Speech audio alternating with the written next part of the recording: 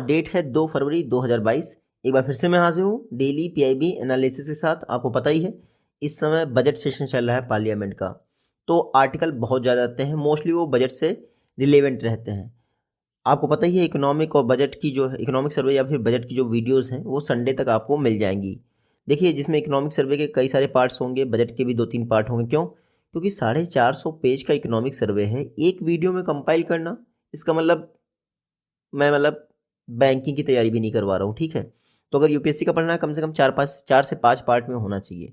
तो उस हिसाब से इसको प्रिपेयर किया जा रहा है। संडे को आपको इकोनॉमिक सर्वे की वीडियो मिल जाएगी और मेरे ख्याल से बुधवार तक बजट की वीडियोज़ आपको मिल जाएंगी। चलिए आज का पहला आर्टिकल देखते हैं। उससे पहले ये वो आर्टिकल हैं पीआईबी के जिनको मैंने करंट अफेयर्स में ले लिया है, ताकि आर्टिकल का रिपीटेशन रोका जा सके। अभी तक रिपीट होते रहते थे। यहाँ पर देख लीजिए, रेडी टू ईट जो प्रोडक्ट होते हैं उनका एक्सपोर्ट अप्रैल से अक्टूबर के बीच में 24% इंक्रीज हुआ है। 2021-22 में $394 बिलियन रहा है। कितना? $394 million. Ready to eat product, जो आपने बिस्किट वगैरह खाते हैं ना आप लोग, ये होते हैं आपके रेडी टू ईट प्रोडक्ट। देखिए, एपिटा का कहना है कि जो रेडी टू ईट या फिर ready to cook, ready to serve product है, यानी कि फाइनल कंज्यूमर फूड प्रोडक्ट, उनकी ग्रोथ देखी गई है सिग्निफिकेंट तरीके से। वो ग्रोथ कर रहे हैं लास्ट डिकेड में, पिछले 10 वर्षों में। रेडी टू ईट कैटेगरी की बात की जाए तो इसकी कंपाउंड एनुअल ग्रोथ रेट 12% है पिछले 10 वर्षों में। तो मतलब ये जो फाइनल प्रोडक्ट हैं फूड कैटेगरी में, ये अच्छी खासी ग्रोथ कर रहे हैं, ठीक है। Ready to eat APEDA export की बात की जाए तो ये इंक्रीज हुआ है। एपिडा का जो एक्सपोर्ट होता है उसमें रेडी टू ईट प्रोडक्ट की बात की जाए तो पहले शेयर था 2.1%, अब हो गया है 5%। 2020-21 के दौरान जो फाइनल प्रोडक्ट हैं रेडी टू ईट कैटेगरी के, वो $2.14 बिलियन के सेल किए गए। कितने? $2.14 बिलियन के। तो इस बार भी लगभग 24% का ग्रोथ देखा गया है रेडी टू ईट प्रोडक्ट की कैटेगरी में, यानी कि जो फाइनल प्रोडक्ट होते हैं फूडिंग कैटेगरी में। बाकी मेरे ख्याल से इतना आपको डीप यहाँ पर पढ़ने की जरूरत नहीं, ना ही ये पढ़ने की जरूरत है। हाँ, रेडी टू ईट कैटेगरी में क्या आता है? देखिए, सबसे ज़्यादा आता है बिस्किट्स एंड कॉन्फेक्शनरी। जो आप देखते हैं वो 52% से ऊपर आता है। तो बिस्किट्स एंड कॉन्फेक्शनरी सबसे ज़्यादा आता है। फिर जो स्वीट्स या फिर स्नैक्स हैं वो सेकंड नंबर पे आता है रेडी टू ईट प्रोडक्ट की बात की जाए। सबसे ज़्यादा हम लोग यूएसए को भेजते हैं। 4 कैटेगरी में रेडी टू ईट प्रोडक्ट वहाँ पे जाता है, चाहे वो बिस्किट्स हो, कॉन्फेक्शनरी हो, ब्रेकफास्ट हो, सीरियल्स हो, डजेंट मैटर, ठीक है। अब अपने आप तो ये इंक्रीज नहीं हो रहा है इंडिया का जो एक्सपोर्ट हो रहा है, किसी भी कैटेगरी की बात की जाए, रेडी टू ईट कैटेगरी की बात कर रहे हैं यहाँ पे, तो देखिए अपने आप एक्सपोर्ट जो है प्रमोट नहीं हो रहा है। एपिडा बहुत मेहनत से काम कर रही है एग्रीकल्चरल और प्रोसेस फूड के एक्सपोर्ट करने के लिए। पहली बार तो वो business to business exhibition organise कर रही है डिफरेंट कंट्रीज़ के साथ, यूएई के साथ, ओमान के साथ, यूएसए के साथ, डिफरेंट कंट्रीज़ के साथ business to business exhibition APEDA organise कर रही है। उसके अलावा आपको याद है राजा मिर्चा नागालैंड का मेरे ख्याल से मिर्चा है, वर्ल्ड का 5th हॉटेस्ट चिली है नागा मिर्चा। अभी एक्सपोर्ट किया गया था यूके वगैरह में, मेरे ख्याल से, मुझे याद नहीं है एग्जैक्ट कहाँ एक्सपोर्ट किया था। वो नागालैंड का जीआई टैग उसको मिल चुका है, ठीक है। तो एपिडा एक तरह से क्या कर रही है, बायर सेलर मीट भी कंडक्ट कर रही है, और गवर्नमेंट ऑफ इंडिया द्वारा जो जीआई प्रोडक्ट दिए जाते हैं, जिनको जीआई टैग दिया जाता है, उन प्रोडक्ट्स को एपिडा प्रमोट कर रही है। और फिर एपिडा ने क्या किया, एक्सपोर्ट में जो प्रोसेस्ड फूड प्रोडक्ट हैं उनको जल्दी से जल्दी चेक करके एक्सपोर्ट जो है फाइनल करने के लिए 220 ऐसी लैब हैं जिनको रिकॉग्नाइज किया गया है एपिडा द्वारा। तो एपिडा एक तरह से जी जान लगा के मेहनत कर रहा है ताकि जो प्रोसेस्ड फूड है या फिर एग्रीकल्चरल प्रोडक्ट हैं उनका एक्सपोर्ट बढ़ाया जा सके। एपिडा की बात करते हैं, agricultural and processed food product export development authority. ये याद रखिएगा, मिनिस्ट्री ऑफ कॉमर्स के तहत आता है एपिडा। 1986 में एपिडा की स्थापना हुई थी। चेयरमैन आपके लिए खास नहीं है, एम आगामुत्तु।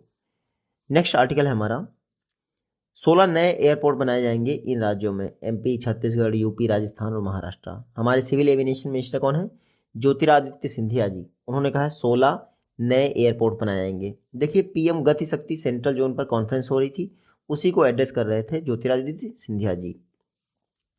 तो पीएम गति शक्ति कॉन्फ्रेंस वर्चुअल तरीके से हो रही थी सेंट्रल गवर्नमेंट पर, इसको एड्रेस कर रहे थे एम सिंधिया, ज्योतिरादित्य सिंधिया जी।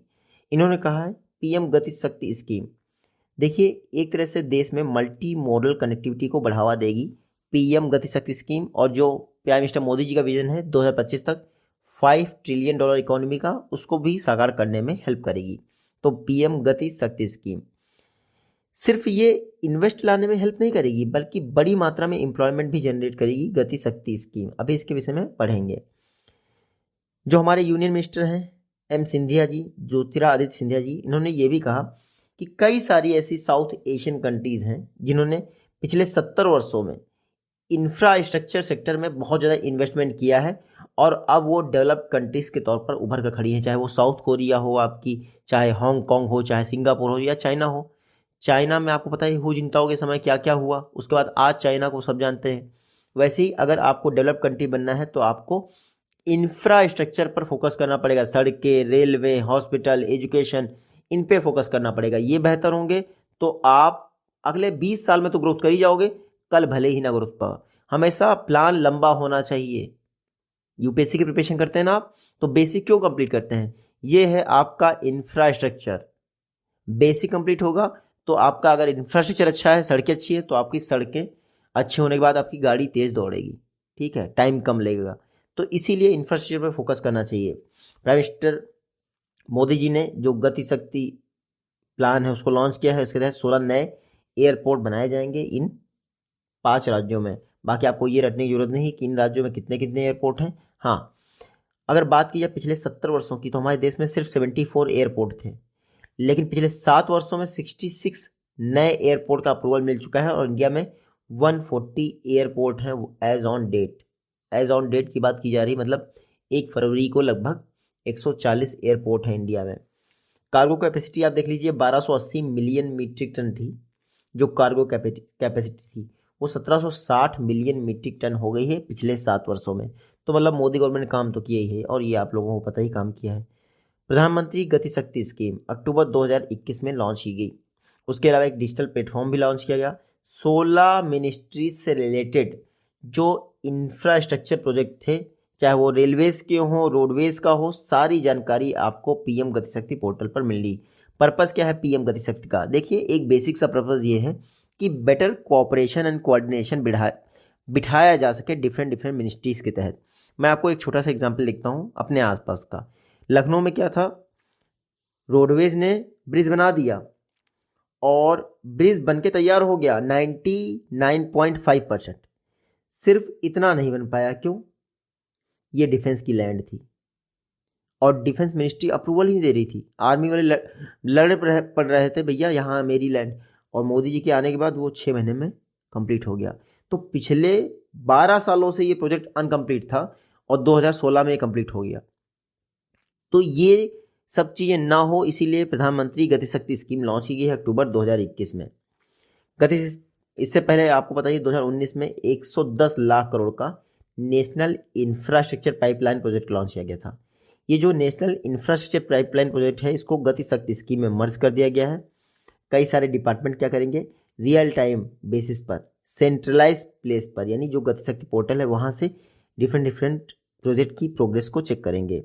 गति शक्ति का टारगेट क्या है कि जितने भी इंफ्रास्ट्रक्चर मतलब टारगेट सेट किए गए हैं सभी मिनिस्ट्रीज द्वारा इंफ्रास्ट्रक्चर के लिए, उनको 2024-25 तक कंप्लीट करना है। अब यहाँ पर देख लीजिए, जैसे 11 इंडस्ट्रियल कॉरिडोर बनने हैं, 2 डिफेंस कॉरिडोर बनने हैं, फिर 38 इलेक्ट्रॉनिक मैन्युफैक्चरिंग क्लस्टर बनने हैं, 109 फार्मा क्लस्टर बनने हैं, फिर कार्गो जो हैंडल कैपेसिटी है वो 1760 मीट्रिक टन पर एनम होनी चाहिए। 200 एयरपोर्ट, हेलीपैड, वाटर एयरड्रोम बनने हैं। 4G कनेक्टिविटी गांवों तक प्रोवाइड करनी है। फिर 17,000 किलोमीटर की गैस पाइपलाइन बननी है प्रधानमंत्री गति शक्ति स्कीम के तहत। 6 पिलर हैं, याद रखिएगा पीएम गति शक्ति स्कीम के: comprehensiveness, prioritisation, optimisation, synchronisation, analytical and dynamic. तो ये 6 आपको कंपोनेंट्स भी याद रखने हैं। नेक्स्ट आर्टिकल है हमारा, जो इस बार का फाइनेंशियल ईयर रहा है, फाइनेंशियल ईयर 22 की बात की जाए, यानी अप्रैल 2021 से मार्च 2022 तक, तो पहले 7 महीनों में $48 बिलियन का इन्वेस्टमेंट हुआ है इंडिया में।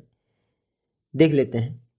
पार्लियामेंट का बजट सेशन स्टार्ट हो गया है, और आपको पता है जो हमारे राष्ट्रपति होते हैं नई सरकार के बनने के बाद जो पहला सेशन होता है, या फिर बजट सेशन को एड्रेस करते हैं, ज्वाइंट सेशन को। तो देखिए, हमारे प्रेसिडेंट रामनाथ कोविंद जी ने कहा है कि पहले 7 महीनों में $48 बिलियन का इन्वेस्टमेंट आया है इंडिया में।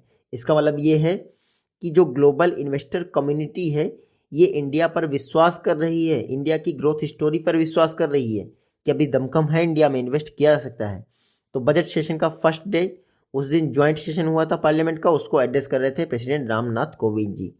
यहाँ पर आप देख लीजिए, इन्होंने ये भी कहा है कि आपके अप्रैल से दिसंबर तक जो गुड्स का एक्सपोर्ट है वो $300 बिलियन रहा है। $400 बिलियन का टारगेट है और हमने अचीव कर लिया है $300 बिलियन। अगर 2016 में बात की जाए तो ये जो $300 बिलियन है, ये 1.5 साल में जाके कंप्लीट होता था। इसका मतलब मोदी गवर्नमेंट ने काम किया है। उसके अलावा 2016 से अब तक 60,000 नए स्टार्टअप्स जो है इस्टेब्लिश किए जा चुके हैं 56 डिफरेंट सेक्टर्स में, और इनकी वजह से 6 लाख से अधिक जॉब क्रिएट की गई हैं इन 60,000 स्टार्टअप्स के द्वारा। यानी एक स्टार्टअप के द्वारा कम से कम 10 जॉब तो हुई हैं क्रिएट।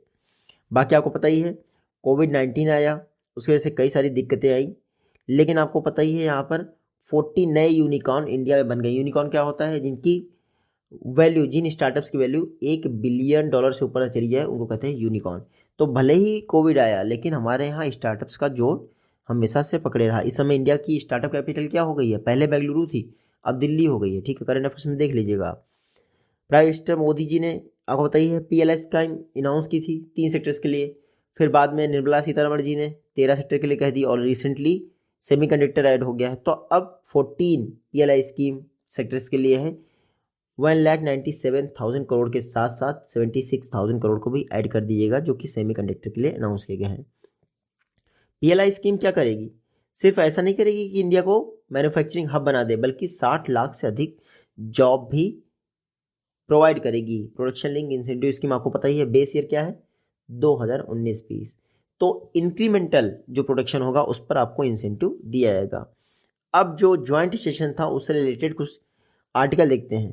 संविधान का आर्टिकल 87 ये कहता है कि जो हमारे राष्ट्रपति हैं वो पार्लियामेंट के दोनों हाउसेस को एड्रेस करेंगे। ठीक है, चाहे वो राज्यसभा हो या लोकसभा हो। कब एड्रेस करेंगे? हर जनरल इलेक्शन के बाद पहला सेशन जो होता है, उसके अलावा जो बजट सेशन होता है तब एड्रेस करेंगे। ये कहता है हमारा आर्टिकल 87। उसके बाद हमारा आर्टिकल 108 क्या कहता है? 108 ये कहता है जो दोनों हाउसेस की ज्वाइंट सिटिंग को बुलाया जा सकता है राष्ट्रपति द्वारा। किसके द्वारा? राष्ट्रपति द्वारा। लेकिन इसको एड्रेस कौन करेगा? लोकसभा स्पीकर। उसके बाद अगर वो ना हो तो उप लोकसभा स्पीकर। अगर उसके बाद ना हो तो देखिए, राज्यसभा का सभापति नहीं करेगा किसी भी कंडीशन में, याद रखिएगा, क्योंकि वो उपराष्ट्रपति होता है, इसलिए नहीं करेगा। बाकी ज्वाइंट सेशन में आपके मनी बिल को डिस्कस नहीं किया जा सकता है, और कॉन्स्टिट्यूशनल अमेंडमेंट बिल नहीं लाया जा सकता है आपके ज्वाइंट सेशन में। ये कुछ बाध्यताएं हैं ज्वाइंट सेशन की। अगला आर्टिकल है, देखिए, जो हमारे टूरिज्म मिनिस्टर हैं जी किशन रेड्डी, उनके द्वारा कहा गया है कि इंडिया अब होयसाल टेम्पल्स को वर्ल्ड हेरिटेज लिस्ट में शामिल करना चाहता है। इसके लिए प्रपोजल भेज दिया गया है, ये आप देख लीजिए। अब वर्ल्ड हेरिटेज जो लिस्ट है 2022-23 में, उसमें हमारा जो होयसाला टेम्पल्स हैं, कर्नाटक में स्थित है, बेलूर में, हलेबीड में और सोमनाथपुरा कर्नाटक में, ये होयसाल टेम्पल वहाँ पर है। ठीक है, चालुक्य वंश से मेरे ख्याल से रिलेटेड है, और इनको भेजा गया है यूनेस्को वर्ल्ड हेरिटेज लिस्ट के लिए।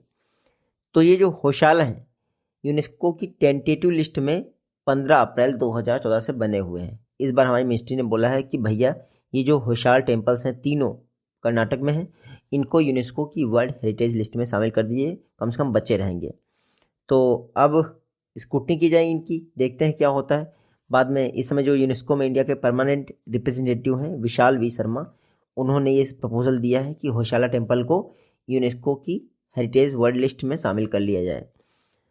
बाकी आप यहाँ पे ये इंपॉर्टेंट नहीं है आपके, हाँ, होयसाल जो टेम्पल है तीनों की तीनों वो आर्कियोलॉजिकल सर्वे ऑफ इंडिया द्वारा मेंटेन किए जाते हैं।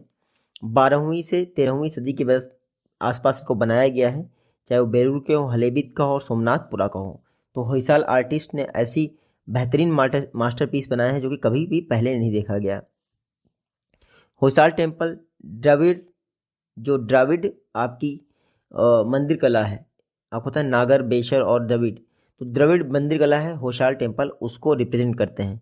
लेकिन कई बार भूमिजा नाम का एक जो तत्व लिया गया है वो नागर ट्रेडिशन का है, भूमिजा याद रखिएगा, ठीक है।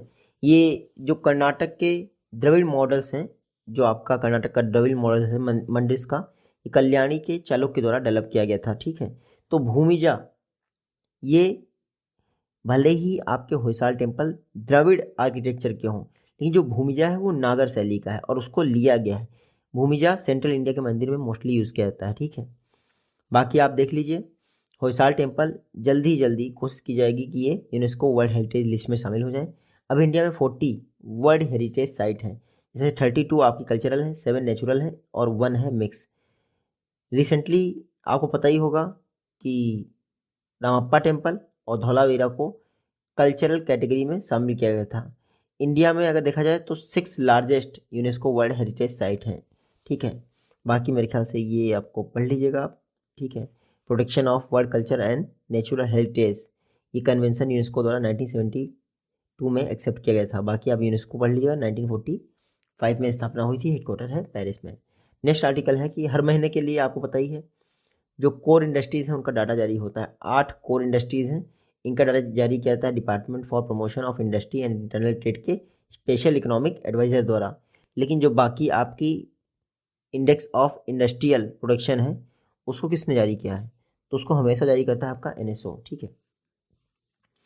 तो दिसंबर से इतना रहा, ये आपके लिए इंपॉर्टेंट नहीं है, ये आपके लिए इंपॉर्टेंट। हाँ, जो 8 कोर इंडस्ट्रीज हैं इनका टोटल वेटेज देखा जाए इंडेक्स ऑफ इंडस्ट्रियल प्रोडक्शन में कितना है, 40.27, कितना है 40.27। ये आपका कोर इंडस्ट्री के लिए जो डाटा जारी करता है 8 कोर इंडस्ट्रीज के लिए, कौन जारी करता है, office of economic adviser, department for promotion of industry and internal trade, ये जारी करता है, ठीक है। तो ये हम नहीं पढ़ेंगे, हमारे लिए जो इंपॉर्टेंट है वो पढ़ेंगे। इंपॉर्टेंट क्या है देख लीजिए, 8 कोर इंडस्ट्रीज, वेटेज मैंने आपको टोटल बता दिया कितना है 40.27, किसमें, इंडेक्स ऑफ इंडस्ट्रियल प्रोडक्ट, इसमें 40.27 है। सबसे ज़्यादा किसका वेटेज है, सबसे ज़्यादा वेटेज है आपका रिफाइनरी का, और सबसे कम किसका है, तो सबसे कम है आपका फर्टिलाइजर का। बस इतना याद रखिएगा, टॉप 2 टॉप 3 याद रखिएगा। नेक्स्ट आर्टिकल है हमारा, जब प्रेसिडेंट जी, अभी आपको बताया ना मैंने कि प्रेसिडेंट जी एड्रेस कर रहे थे उस दौरान उन्होंने PM मित्रा स्कीम की भी बात की, पढ़ लेते हैं। देखिए, प्राइम मिनिस्टर मोदी द्वारा जो PM मित्रा पार्क स्टैब्लिश किया है उसके बारे में हमारे प्रेसिडेंट जी ने बात की। उन्होंने कहा कि गवर्नमेंट द्वारा 7 mega integrated textile reason and apparel parks स्थापित किया रहे हैं, जिनको मित्रा पार्क कहेंगे। 4500 करोड़ की लागत से इन मेगा टेक्सटाइल पार्क को स्थापित किया रहा है। इसकी वजह से क्या होगा, 60 लाख जॉब क्रिएट होंगी। अरे फिर से वो PLI वाला आर्टिकल आ गया, ठीक है, ये इतना कर जाना चाहिए था, इसके बाद भी कर जाना चाहिए था। हमें पढ़ना है PM मित्र पार्क स्कीम के पीछे। PM मित्र पार्क स्कीम दिसंबर 2021 में लॉन्च की। 7 PM मित्र जो मित्र पार्क हैं वो बनने थे, चाहे वो ग्रीन फील्ड में बने, ब्राउन फील्ड में बने। ग्रीन फील्ड क्या होता है, बिल्कुल बॉटम से स्क्रैच से आपको प्रोजेक्ट शुरू कर रहे हैं, वो होता है ग्रीन फील्ड। ब्राउन फील्ड आपको पता ही है, रिपेयरिंग टाइप का। पहले 5 वर्ष के लिए थी PM मित्रा स्कीम, अब 7 वर्ष के लिए हुई, 27-28 तक जाएगी ये। 4,445 करोड़ दिए गए हैं PM मित्रा स्कीम के लिए, ठीक है। तो government of India scheme for integrated textile park स्थापित करने जा रही है, जिसमें वर्ल्ड क्लास इंफ्रास्ट्रक्चर फैसिलिटीज़ का सपोर्ट प्रोवाइड किया जाएगा, ठीक है। ये जो टेक्सटाइल पार्क होंगे, ये देखिए, अगर आप ऐसे तो एलिजिबल होंगे नहीं, एलिजिबल तब होंगे अगर आप 500 करोड़ का कोई ग्रीनफील्ड प्रोजेक्ट लगाने जा रहे हैं, तो आप PM मित्रा स्कीम के तहत PLI स्कीम के लिए एलिजिबल हो। या फिर आप 200 करोड़ का ब्राउन फील्ड प्रोजेक्ट जो है काम करने जा रहे हो, तभी आप एलिजिबल हो PM मित्रा स्कीम के लिए, जो आपका इंसेंटिव दिया जा रहा है PLI स्कीम के लिए, ठीक है। ये इतना याद रखिएगा। बाकी आप यहाँ पढ़ना चाहें तो 7 PM मित्रा पार्क बनने हैं, 4,445 करोड़ दिए गए हैं, 7 वर्षों के लिए है, पहले ये 5 वर्षों के लिए था, वो बात अलग है। प्राइम मिनिस्टर मोदी जी का विजन है। एंकर प्लान, इनका कहना है PM मित्रा स्कीम एलिजिबिलिटी ये है कि कम से कम 100 लोगों को आप रोजगार दे सकें, और तो आपको 10 करोड़ का इंसेंटिव पर ईयर दिया जाएगा अगले 3 वर्षों तक, ठीक है। तो मेरे ख्याल से PM मित्रा स्कीम आप समझ लीजिएगा, इतना ही काफ़ी हमारे लिए। सर्विस जो है कंट्रीब्यूट करती है 50% हमारी GDP का। आपको पता है हमारी GDP किस पर डिपेंड करती है, सर्विस पर डिपेंड करती है, सर्विस सेक्टर पर। यहाँ पर पढ़ लीजिए आप, सर्विस सेक्टर की ग्रोथ रेट इस बार 8.2 रहने का चांसेस है अगर फर्स्ट एडवांस एस्टिमेट की बात की जाए। इसमें तो -8.4% था। तो इंडिया की जो जीडीपी है उसमें 50% आपका सर्विस सेक्टर से रहता है। फिनांस मिनिस्टर निर्मला सीतारमण जी क्या कर रही थी, बजट पेश कर रही थी, उस दौरान उन्होंने कहा फर्स्ट हाफ में जो हमारा सर्विस सेक्टर का ग्रोथ रहा है वो 10.8% रहा है। बाकी आगे देखते हैं। इकोनॉमिक सर्वे कहता है जो एफडीआई सर्विस रही है वो इंडिया में FDI equity inflow 16.73 billion dollar के आसपास रहा है। बाकी यहाँ पर देख लीजिए, इकोनॉमिक सर्वे कहता है कि इंडिया में ग्लोबल सर्विस एक्सपोर्ट का मादा है, कर सकता है ग्लोबल को, मतलब पूरे विश्व को सर्विस एक्सपोर्ट कर सकता है। टॉप 10 सर्विस एक्सपोर्टर कंट्री 2020 में जो रही हैं वो लगभग उनको जाने वाला एक्सपोर्ट 44.1% हो गया है, पहले 3.4% था। यानी सर्विस सेक्टर में अच्छी खासी ग्रोथ कर रहा है इंडिया। आप यहाँ पे ये दोनों फिगर देख सकते हैं, ठीक है, आप पढ़ लीजिएगा, ठीक है। इतना कुछ खास इंपॉर्टेंट नहीं, वरना बजट में ये दोनों डिस्कस हो जाएंगे, इसलिए मैं नहीं पढ़ाऊँगा, आप पढ़ लीजिएगा। हाँ, फर्स्ट रिवाइज्ड एस्टीमेट जारी हो गया है नेशनल इनकम का, कंजप्शन, एक्सपेंडिचर, सेविंग और कैपिटल फॉर्मेशन का। फर्स्ट एडवांस एस्टीमेट जारी हो गया है नेशनल इनकम का। कौन जारी करता है? National statistical office. National income के साथ साथ consumption, expenditure, saving, capital formation सब कुछ रिलीज कर दिया है। बाकी ये जीडीपी कितना रहेगा ये हमारे लिए फैक्चुअल डाटा इंपॉर्टेंट नहीं है, ठीक है। बजट में हम लोग इसको ढंग से डिस्कस करेंगे और उससे पहले इकोनॉमिक सर्वे में भी डिस्कस करेंगे। ये कुछ भी बहुत ज़्यादा फैक्चुअल है, इतना फैक्चुअल आप पढ़ेंगे तो वैसे ही भूल जाएंगे, ठीक है। मैंने ये आर्टिकल इसलिए इंक्लूड कर लिया ताकि जब पीआईबी का पीडीएफ मैं आपको दूं तो उसमें आप उसको पढ़ सकें, और बाकी करंट अफेयर्स की जब मैं वीडियो बना रहा हूँ तो आप इसको पढ़वाएंगे। बजट आपका कुछ भी नहीं छूटेगा, जैसे ही मैं वीडियो अपलोड करूँगा तो आपको मिल जाएगी संडे को। मिलते हैं आपसे अपनी नेक्स्ट वीडियो में, तो take care, goodbye and जय हिंद।